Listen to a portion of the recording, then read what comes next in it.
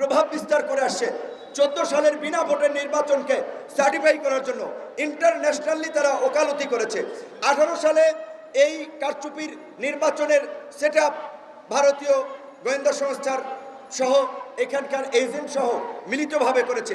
24 সালেও সমস্ত western country যখন বাংলাদেশে একটা অবাধ সুষ্ঠু নিরপেক্ষ নির্বাচনের কথা বলেছে, আমাদের প্রতিবেশী রাষ্ট্র ভারত তখনও কিন্তু এই ফ্যাসিস্ট শক্তির পক্ষে অবস্থান নিয়েছে।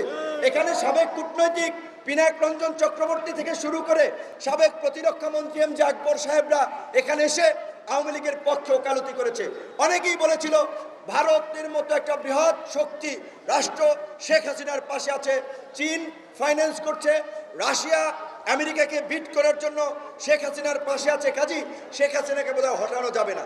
কিন্তু ওই যে আল্লাহ বলছে যে আল্লাহর মায়ের দুনিয়ার বাইর, তো দেখছেন শেখ হাসিনাকে আল্লাহর মায়ের বাংলাদেশের বাইরে